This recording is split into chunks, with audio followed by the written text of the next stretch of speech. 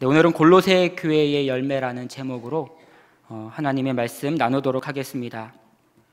이 작은 화분에 이 기르는 여러 꽃도 기르지만 요즘은 상추 같은 것도 이렇게 기르잖아요. 이 첫째 아이가 학교에서 이 상추, 이 작은 화분에 심은 상추를 가져왔습니다. 이 방과 후 활동으로 실습 이 수업을 하는데 어떠한 날은 이 곤충도 가져오고 이날은 특별히 이 상추를 심은 그런 화분을 가져왔는데요. 집에 가져오면 그 기르는 몫은 이 엄마의 몫이죠. 물도 주고 햇빛도 잘 드는 그런 베란다에 그 상추를 씨앗을 심은 상추를 베란다에 두었습니다. 모두 아시다시피 상추는요, 이 무럭무럭 자라잖아요. 기르는 재미가 있는, 오늘 뜯어도 내일 보면 또 자라 있는 그게 상추인데요. 아마 이렇게 빨리빨리 자라는 모습 때문에 이 아이들에게 그 실습으로 이 상추를 나누어 준 것이 아닌가라는 생각을 해봅니다. 또 반대로 빨리 자라지 않는 그러한 식물도 기르고 있는데 바로 선인장입니다. 7년 된 선인장이 저희 집에 있는데요. 7년 동안 처음에는 이만했는데 한 7년 되니까 한 7, 80cm 정도, 많이 자라지도 않습니다. 그 정도 키가 자랐습니다. 선인장은 물을 많이 주면 안 되죠. 한 달에 한두 번, 아주 기르기 아주 쉬운 그러한 식물인데요. 상추에 비하면 별로 재미가 없는, 그러나 묵묵하게 조금씩 성장하는 것을 봅니다. 이처럼 우리의 삶 속에서도 상추처럼, 때로는 선인장처럼 무럭무럭 자라나는 이러한 열매들이 있어야 우리도 힘있게 신바람 나게 살아갈 수 있습니다. 우리의 자녀가 잘 이렇게 컸을 때 이것도 하나의 열매이죠. 우리가 목표한 것들이 달성되었을 때에, 귀한 열매가 맺어질 때에 참 삶의 원동력이 되는 것 같습니다. 우리의 신앙도 마찬가지고 우리의 영적인 그러한 신앙의 모습에서도 이러한 열매가 맺어져야 합니다. 때로는 상추처럼 왕성한 이러한 열매들이 우리의 신앙생활 속에서 영적으로 맺어지기도 하고, 때로는 선인장처럼 천천히 묵묵하게 신앙생활을 할 때에 또 묵묵히 성장하는 그러한 열매도 우리 가운데 있기도 합니다. 긴 시간 동안 우리가 신앙생활을 했음에도 불구하고 성장과 이러한 열매가 전혀 없다면 다시 한번 우리의 신앙과 우리의 영적인 우리의 상태를 한번 점검해 봐야 된다라는 것입니다. 오늘 바울 사도께서는 이 사역의 말년에 감옥에 갇히게 되었습니다. 그때 골로새 교회의 소식을 전해 듣게 되는데요. 교회가 세워진 지 얼마 안 된 교회라 그런지 몰라도 교회가 문제가 없는 교회가 어디 있겠습니까? 다 문제가 있지만, 크고 작은 문제들이 있지만 골로새 교회도 마찬가지로 세워진 지 얼마 안 된 교회여서 문제들이 많이 있었습니다. 그럼에도 그들이 성장의 열매를 맺고 있다는 그러한 소식을 듣고 기쁨으로, 또한 겉면의 말씀을 적고자 골로새 교회에 편지를 씁니다. 그 편지가 바로 오늘 우리가 읽은 골로새서입니다. 지금부터 골로새서 1장 서론을 통해서 이 바울이 말한 골로새 교회의 열매가 무엇인지를 우리가 한번 좀 살펴보려고 합니다. 이 내용을 통해서 우리의 신앙의 열매를 다시 한번, 우리의 영적인 상태를 다시 한번 점검해보는 은혜의 시간 되기를 주의 이름으로 간절히 축원합니다. 오늘 우리가 읽은 본문 3절을 한번 보면요, 우리 같이 다시 한번 읽어볼까요? 3절인데요. 우리가 시작.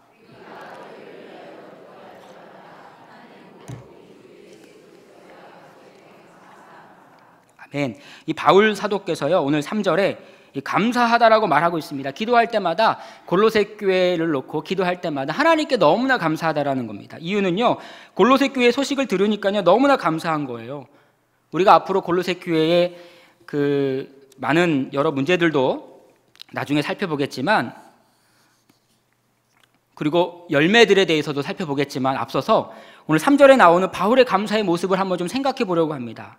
사실 골로새 교회 성도들과요, 바울은요 한 번도 얼굴을 본 적이 없는 그러한 관계입니다. 우리가 읽진 않았지만 2장 1절을 보면요 이렇게 얘기합니다. 내가 너희와 라오디게아에 있는 자들과 물은 내 육신의 얼굴을 보지 못한 자들을 위하여 얼마나 힘쓰는지를 너희가 알기를 원하노라. 무릇 내 육신의 얼굴을 보지 못한 자들을 위하여 얼굴을 봤다는 얘기입니까? 못 봤다는 얘기입니까? 한 번도 본 적이 없는 그러한 관계예요. 그런데 어떻게 골로새 교회 성도들을 바울이 알고 있었는가? 오늘 본문 7절과 8절을 보면 알 수 있습니다. 제가 한번 읽어볼까요? 이와 같이 우리가 함께 종된 사랑하는 에바브라에게 너희가 배웠나니. 누구에게 배웠습니까? 에바브라에게 배웠대요. 그는 너희를 위한 그리스도의 신실한 일꾼이요 성령 안에서 너희 사랑을 우리에게 알린 자니라. 이 소식을요 에바브라가 전했다라는 겁니다. 골로새 교인들은요 에바브라에게 배웠습니다. 그럼 에바브라는 누구에게 배웠을까요? 예전에 바울이 에베소에서 두란노 서원에서 긴 시간 동안 제자들에게 말씀을 강론하고 가르칠 때에 이때 많은 제자들이 배웠는데요. 그 중에 한 명이 에바브라고, 에바브라가 개척한 교회가 오늘 바로 등장하는 골로새 교회입니다. 그 모든 교회가 그러했던 것처럼 이 골로새 교회도요 많은 어려움들이 있었고요, 많은 문제들이 있었습니다. 2장 오늘 읽은 우리의 본문 이유를 보면 그 내용들이 나오기는 하는데요. 그럼에도 바울은 그 내용들을 다 듣고 골로새 교회의 이야기들을, 형편들을 다 듣고요, 편지의 시작을 어떻게 시작하느냐? 하나님께 감사한다. 감사함으로 시작하고 있습니다. 많은 문제와 어려움들이 교회 가운데 있지만 그럼에도 교회를 이끄시고 세우시고 그리고 귀한 동역자들을 불러주시고 세워주신 은혜에 너무나 감사하다, 이렇게 고백하고 있는 겁니다. 그리고 이 감사의 고백은요 선한 길로 이끌어 주실 것을 확신하는 믿음의 고백이기도 했습니다. 사실 바울의 상황도요 감사의 이러한 고백을 할 그러한 여력이 없는 상황입니다.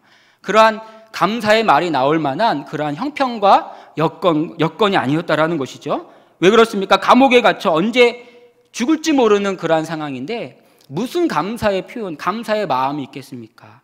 그럼에도 오늘 본문에서 너희를 위하여 생각할 때, 기도할 때마다 하나님께 너무나 감사했다, 이렇게 고백하고 있다는 것이죠.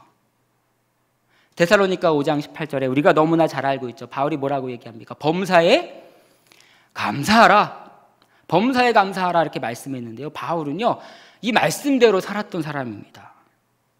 바울은 정말 범사에 감사했습니다. 이러한 감사는 믿음에 기초할 때에 가능한 고백입니다. 최선의 길로 이끄실 것을 믿기에 가능한 고백이 이러한 고백이다라는 것입니다. 우리가 너무나 잘 알고 있는 시편의 말씀이지요. 찬양 가사로 유명한 다윗의 고백인데요. 평소엔 이 말씀이 워낙 유명해서요, 이 말씀을 읽으면요 그냥 기쁨의 하나의 고백으로만 우리가 여기지만 참 묵상하면 그 담겨져 있는 그 의미가 아주 깊고 은혜가 되는 말씀입니다. 시편 63편 3절인데요. 주의 인자하심이 생명보다 나음으로 내 입술이 주를 찬양할 것이라. 이 찬양 다 아시죠?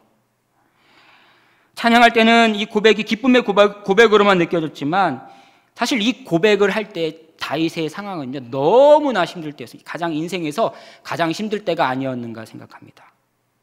광야에서 사울왕을 피해 도피하던 때에 고백했던 고백이 바로 오늘 시편 63편 3절의 말씀입니다. 그렇게 어렵고 힘들 때 다윗은 찬양합니다. 왜 찬양합니까? 여러분, 이 세상에서 가장 소중한 것이 무엇이죠? 생명보다 귀한 것은 없습니다. 우리의 자녀 귀하죠. 우리가 가지고 있는 것 다 귀하지만 내가 죽으면 아무것도 소용없지 않습니까? 생명보다 귀한 것은 없습니다. 이 세상에서 가장 귀한 것은 생명인데 이 생명보다 귀한 것이 하나님의 인자하심을 다윗이 깨달았다는 것입니다. 하나님의 은혜를 깨달았고요, 하나님의 도우심을 깨달았고 하나님의 구원임을 깨달으니까 광야의 삶 속에서도 하나님께 기뻐하고 입술이 찬양하겠다라고 고백한다라는 것이죠. 이처럼 바울이 처한 감옥의 상황, 아직은 1장에 다 나와 있지는 않지만 골로새 교회에 처한 많은 문제들 가운데서도 골로새 교회를 세워주신 것에 감사, 이 바울이 그렇게 했다라는 거예요.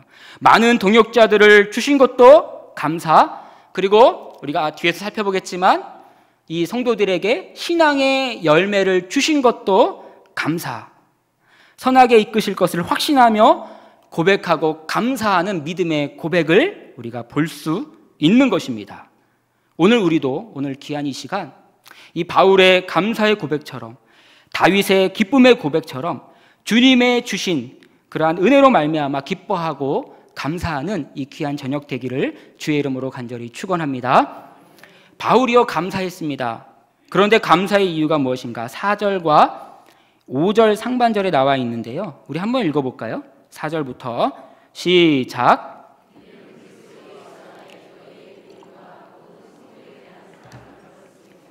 너희를 위하여 하늘에 쌓아둔으로 말미암음이니라. 아멘. 골로새 교회가 세워진 것만으로도 감격하고 감사한데요, 듣고 보니까 세 가지가 있대요. 첫 번째는 예수를 믿는 믿음이 있대. 예수 안에 너희의 믿음을 보니까 감사한 거예요. 예수를 믿는 믿음이 있다라는 것이죠. 예수를 믿는 믿음은 무엇입니까? 예수님을, 다른 것을 내 삶의 주인으로 삼는 것이 아니라 예수님을 내 삶의 주인으로 모시고 살고 있는 그들의 모습을 들으니 감사한 겁니다. 예수님을 나의 삶의 주인으로 삼고 살아가는 삶이죠. 두 번째는요, 성도에 대한 사랑이 있답니다. 예수를 나의 주인으로 삼고 믿고 예수님을 믿는 것으로 끝나는 것이 아니라, 나만 잘 먹고 잘 사는 것이 아니라 이 받은 예수님의 그 귀한 사랑을 이 공동체 가운데, 이웃 가운데 베풀며 살아가는 그런 모습이 있었다라는 것이죠. 특히 성도 안에 따뜻한 사랑이 있어야 됩니다. 섬기는 모습이 있어야 합니다. 그러한 모습 가운데 바울은 감사하다 이렇게 얘기하고 있는 겁니다. 그 열매. 세 번째는요, 하늘에 쌓아둔 소망이 있다라고 말합니다. 그리스도인들은 이 땅을 살아가면서요, 이 땅이 아닌 천국에 소망을 두고 살아가는 자들입니다. 이 땅에서의 성공이 아닌 천국을 바라보며 인내하는 하늘에 쌓은 소망이 이들 가운데 있음을 이 바울이 들었다라는 것이죠. 이러한 믿음과 사랑과 소망, 이러한 것이 있다는 소식을 듣고 하나님께 참 감사하다 이렇게 고백하고 있는 것입니다. 제가 현재 상담 대학원에서 공부를 하고 있는데요,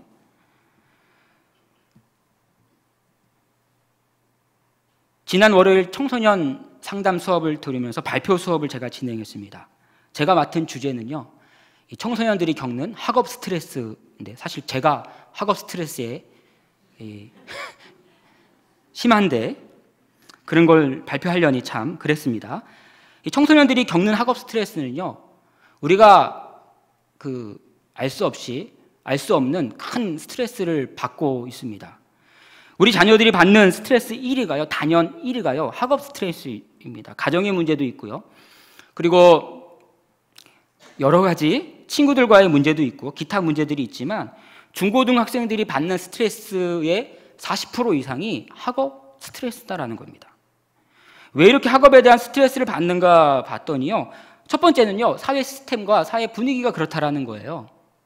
우리 사회가 사람을 평가할 때에 성적으로 그 사람의 가치를 평가하지 않습니까?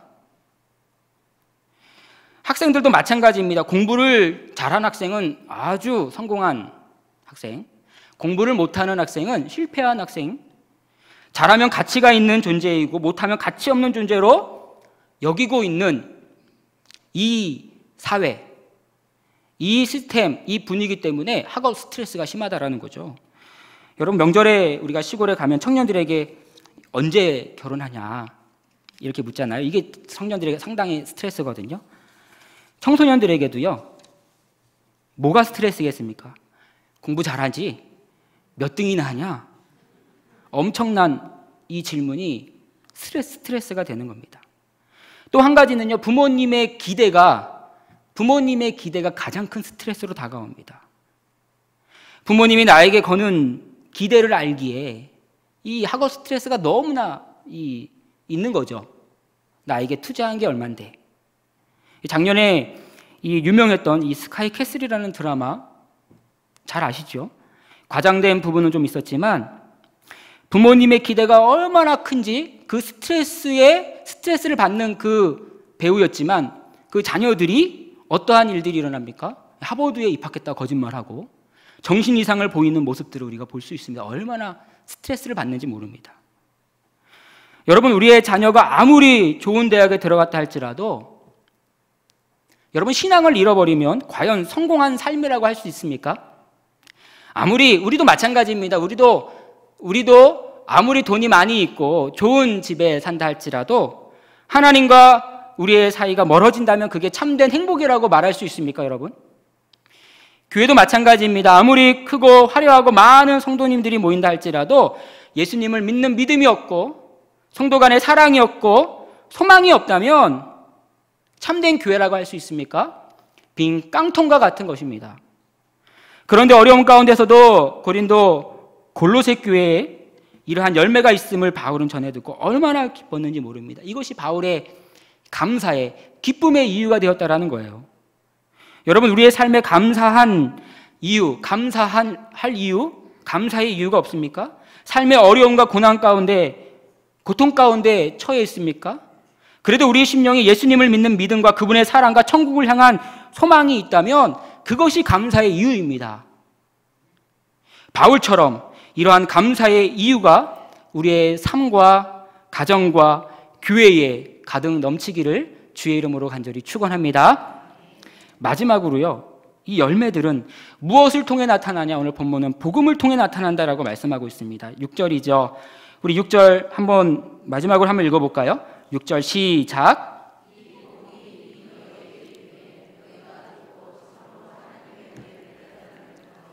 너희 중에서 같이 온 천하에서도 열매를 맺어 자라는도다. 아멘. 예수님에 대한 복음을 듣고 이들이 복음을 깨달은 이후부터 하나님의 은혜를 깨달은 이후에 열매를 맺었다라고 말하고 있습니다.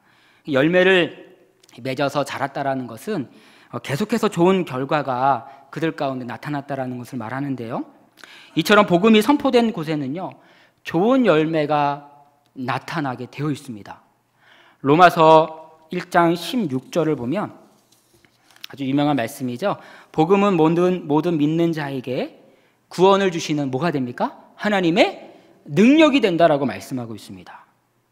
이처럼 복음은요, 하나님의 말씀입니다. 그래서 생명력과 구원의 능력이 있기 때문에 복음이 심어지는 곳마다 영적인 열매가 풍성하게 맺게 된다라는 것을 우리가 알 수 있습니다. 이뿐만 아닙니다. 갈라디아서 5장 22절과 24절을 보면 성령의 열매에 대해서 말하고 있습니다. 오직 성령의 열매는 뭡니까? 사랑과 희락과 화평과 오래 참음과 자비와 양성과 충성과 온유와 절제니 이와 같은 것을 금지할 법이 없느니라. 그리스도 예수의 사람들은 육체와 함께 정욕과 탐심을 십자가에 못 박았느니라. 이렇게 말씀합니다. 여러분, 이처럼 복음을 듣고 깨달은 성도와 교회에는요, 믿음과 사랑과 소망의 열매가 맺히고 갈라디아서 5장의 말씀처럼 성령의 열매가 주렁주렁 맺혀지게 된다라고 말씀하고 있습니다. 예수님도요, 공생의 기간 동안에 신앙의 열매, 영적인 열매가 얼마나 중요한지를 강조하고 있습니다. 마가복음 11장 무화과 나무 열매의 비유에서도 우리가 너무나 잘 알고 있죠. 신앙의 열매를 맺지 못하는 종교 지도자들을 책망합니다. 기도하는 성전을 강도의 소굴로 만들어버린 열매가 없는 그 자들을 예수님께서 강하게 책망하심을 우리가 볼 때 예수님도 열매 맺지 못하는 신앙을 너무나 싫어하신다는 것을 우리가 알 수 있습니다. 여러분, 왜 교회가 변질되고 깨어집니까? 오늘 6절의 말씀을 통해 비추어 볼 때에 복음이 잘못되었거나 아니면 복음을 잘못 이해했던지 둘 중에 하나입니다. 여러분, 왜 나는 신앙 성숙의 열매가 없습니까? 복음을 그렇게 듣는데 복음이 잘못되었던지 복음을 우리가 잘못 이해했던지 둘 중에 하나입니다. 복음이 잘못된 것이 아니라면 내가 복음을 잘 모르고 있거나 복음에 대해서 참된 그 은혜를 가슴 깊이 깨닫지 못했기 때문에 열매가 없다라는 것입니다. 골로새 교회는 많은 어려움과 문제 가운데 바울이 칭찬하고 격려하고 그 열매를 바라보며 감사하고 있습니다. 왜냐하면 골로새 교회 성도들이 복음을 듣고 하나님의 은혜를 깨달아 열매를 맺고 있었기 때문입니다. 오늘 우리도 복음을 통해 우리의 삶 속에 복음의 열매를 맺어서 점점 자라 사람에게 칭찬받는 자들이 아니라 하나님 앞에 칭찬받는 우리 귀한 성도님들 다 되시기를 주의 이름으로 간절히 축원합니다. 말씀을 결론을 맺도록 하겠습니다. 작년 연말에 바울이라는 영화를 우리 교회에서 상영했습니다. 많은 분들이 관람하셨는데요. 감옥에 갇혀 있는 바울의 이 마지막 그 생을 다룬 영화가 바울이라는 영화였죠. 근데 그 영화에 좋은 대사들이 아주 많았는데요. 이 바울이 말한 이 대사 중에 한 대목을 좀 소개하려고 합니다. 바울이 이렇게 얘기합니다. 영화에서 인간의 삶은 손바닥 위의 바닷물과 같습니다. 그 넓은 바다에 손을 담가 바닷물을 한 움큼 움켜쥐면 어느새 시간이 지날수록 그 바닷물은 손 아래로 빠져나갑니다. 세상 사람들은 그 빠져나가는 한 줌의 바닷물을 위해 삽니다. 하지만 그리스도인들은 끝없이 넓은 그 바다를 바라보며 살고 그 바다를 위해 삽니다. 여러분, 그리스도인의 삶은요, 바닷물을 한 움큼 쥐며 그것을 위해 살아가는 존재가 아닙니다. 실제 바울은요, 그러한 삶을 살았습니다. 자기가 지고 있는 이 바닷물을 배설물이라고 여기며 넓은 드넓은 바다를 바라보며 자기의 한 인생을 바쳤던 사람입니다. 끝없이 넓은 바다, 천국의 소망을 품고 복음을 전하는 것을 위하여 목숨을 바쳐 살았던 사람이 바울입니다. 그 열매가 무엇이었습니까? 골로새 교회와 귀한 동역자인 그 성도들이었습니다. 바울 사도는 오늘 감옥에서 골로새 교회의 소식을 들었습니다. 한 번도 본 적이 없는 성도들이었는데요. 복음의 열매로 교회가 자라나는 것에 기뻐했고요. 또한 더욱더 믿음과 사랑과 소망의 삶을 살아가고 있는 것을 보고 더 그렇게 살아가기를 바라는 마음으로 오늘 이 귀한 글을 써내려가는 것을 우리가 볼 수 있습니다. 여러분, 감옥에 있는 바울이 오늘날 우리 교회와 오늘날 우리와 나 자신을 우리를 보면서 여러분 뭐라고 말씀하겠습니까? 손에 움켜진 바닷물을 위해 사는 인생이 아니라 복음을 통해 믿음과 사랑과 소망이라는 그러한 열매를 맺히는 교회가 그러한 인생이 되기를 바랍니다. 이렇게 말하지 않겠습니까? 저 넓은 바다를 바라보며 하나님을 위한 삶을 살아내는 귀한 열매, 이 땅에서 누리는 그러한 열매가 아니라 저 땅을 바라보며 저 넓은 바다를 바라보며 살아가는 하나님께 칭찬받는 그러한 성도님들이 다 되시기를, 그러한 열매를 맺고 살아가는 우리 모두가 다 되기를 주의 이름으로 간절히 축원합니다. 우리 말씀을 기억하며 기도합니다. 먼저는 바울과 골로새 교회의 환난 가운데 하나님이 주신 은혜와 열매를 기억하며 바울은 감사했는데요. 우리도 나도 주님이 주신 은혜, 주님이 주실 열매를 기대하며 감사하는 삶을 살 수 있도록 인도해 달라고 기도하겠습니다. 우리의 삶 속에 복음을 통해 믿음과 사랑과 소망의 열매가 맺어지게 하시고 손바닥 위에 놓인 바닷물이 아닌 넓은 바다를 바라보며 하나님을 위한 삶을 살아가는 그러한 열매가 있는 삶을 살아갈 수 있도록 인도하여 달라고 기도하도록 하겠습니다. 우리 수원영광교회를 위하여 하나님 기도합니다. 새생명 전도축제가 진행 중에 있습니다. 한 영혼을 위하여 그 구원을 위해 기도하는 귀한 은혜의 시간 되게 하시고 모든 성도님들 동참하게 하시며 큰 부흥의 불길이 영적인 은혜가 영적으로 큰 은혜가 우리 교회 가운데 부어질 수 있도록 인도해 달라고 우리 담임 목사님을 위해 기도할 때 영육의 강건함 주시고 성령의 충만함으로 붙들어 주셔서 목양하실 때 부족함 없게 하시고 이번 한 주간에도 말씀 준비하실 때 하나님께서 오른손으로 붙들어 주셔서 귀한 말씀 잘 준비하시고 전파하실 수 있도록 목사님을 기도해 주시고 우리 또 기억나는 환우를 위해 기도해 줄 때 특별히 유영태 집사님과 우리 유대목 집사님 계속 기도하고 있는데요. 빠른 쾌유와 치유의 놀라운 은혜와 역사가 나타나도록 하나님께서 붙들어 달라고 기도해 주시고 또 각자가 가지고 나오신 기도 제목들 하나님 앞에 간절한 마음으로 아뢰도록 하겠습니다. 우리 같이 통성으로 기도할 텐데 우리 주여 한번 내치시고 기도하도록 하겠습니다. 주여!